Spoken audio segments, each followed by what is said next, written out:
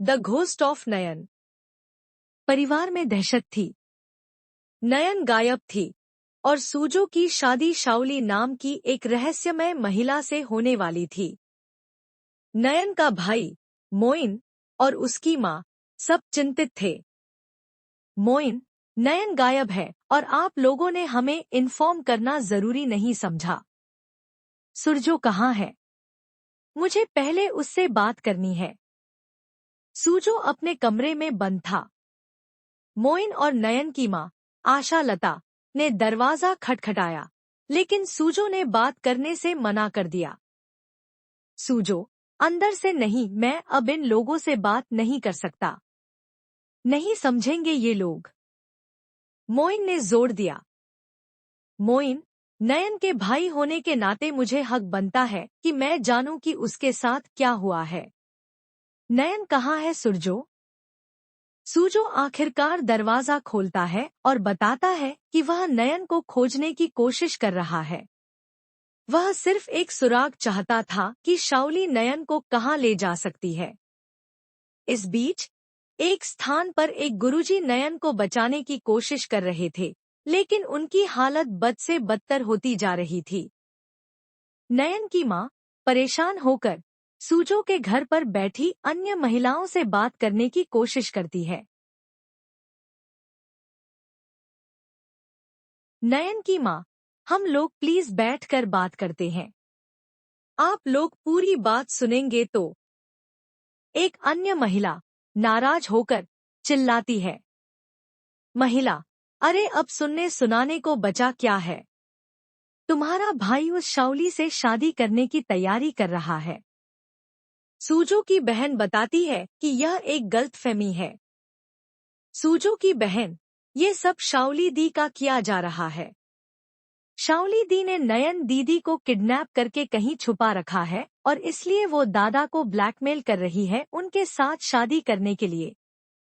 लेकिन उस महिला ने इन बातों पर विश्वास नहीं किया और उसने बताया कि नयन ने जाने से पहले तलाक के कागजात पर दस्तखत किए थे। महिला, नयन ने सूजो को डिवोर्स दे दिया है। सूजो की बहन ने कहा कि शाओली झूठ बोल रही है और नयन को खोजने की कोशिश करनी चाहिए। उसने यह भी बताया कि शाओली की साड़ी पर खून के दाग क्यों थे। नयन की माँ आशा लता सूजो के कमरे में जाती है, जहां शाओली भी मौजूद है। आशा लता, सूजो की शादी के लिए राजी होने से पहले मुझे सबूत चाहिए।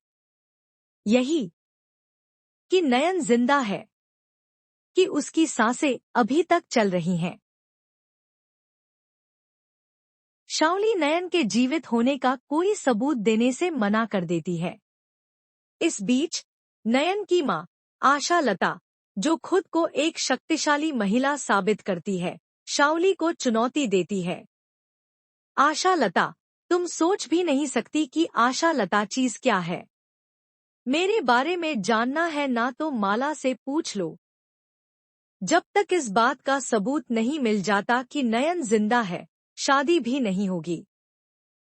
गुरुजी ने नारियल फोड़ा, जो काला और सफेद दोनों निकला, जिसका मतलब था कि नयन की जान तो बच जाएगी पर जीवन पहले जैसा नहीं रहेगा।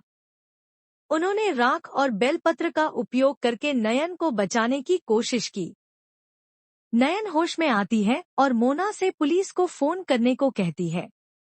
वह कहती है कि शाओली कोई इंसान नहीं, बल्कि एक प्रेत आत्मा है। नयन, आप लोग समझ क्यों नहीं रहे हैं? पुलिस इंसानों को पकड़ती है, भूतों को नहीं। शाओली इंसान नहीं है, वो एक प्रेत आत्मा है। नयन की माँ पूरी तरह से परेशान अंत में फैसला करती है।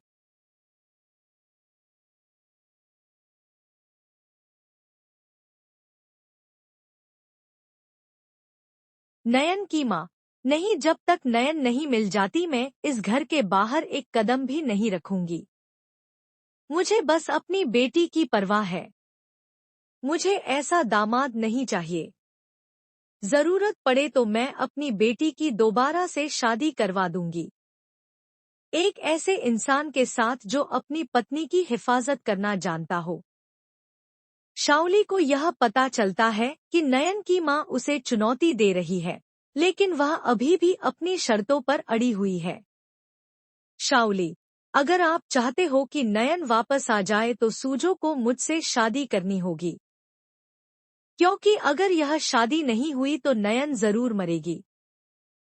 सूजो अंत में बाहर आता है और घोषणा करता है, सूजो, रुको, शादी होगी। सूजो की घोषणा से शाओली की चाल सफल होती है, लेकिन नयन की मां और भाई अभी भी नयन को खोजने की उम्मीद नहीं छोड़ते।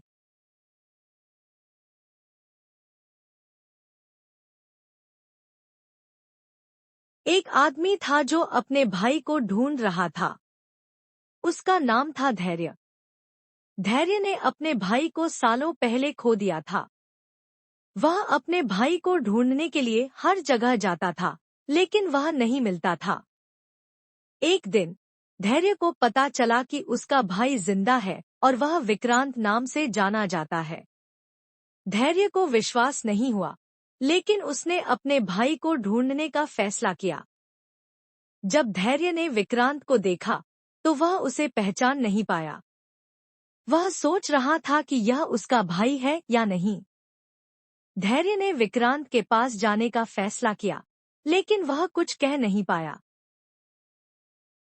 धैर्य ने सोचा कि वह विक्रांत को सच बताएगा, लेकिन वह डर रहा था कि विक्रांत उसे मान लेगा या नहीं। धैर्य ने फैसला किया कि वह सही वक्त का इंतजार करेगा और विक्रांत को सच बताएगा। एक दिन धैर्य ने विक्रांत को सच बताया। विक्रांत को विश्वास नहीं हुआ, लेकिन धैर्य ने उसे समझाया कि वह उसका भाई है। विक्रांत ने धैर्य को गले लगाया और कहा कि वह उसका भाई है।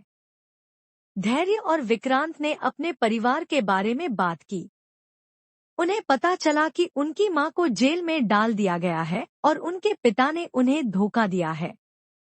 धैर्य और विक्रांत ने फैसला किया कि वे अपने परिवार को न्याय दिलाएंगे। कहानी आगे बढ़ती है, लेकिन फिर वह बदल गया। लेकिन जज साहब, हम एक पति भी हैं। मतलब थे। हमारी स्वर्गवासी पत्नी पल्लवी ये कभी नहीं चाहेगी कि उनकी हत्या जिसने की थी वो ऐसे खुलेआम घूमे। इसलिए जज साहब, हमारी आपसे विनती है कि काजल को पैरोल ना मिले। अदालत में तनाव गहरा गया था। काजल का भविष्य अब बस जज के फैसले पर टिका था। एक ऐसा फैसला जो दयानंद के 10 साल पुराने खेल को बिगाड़ सकता था।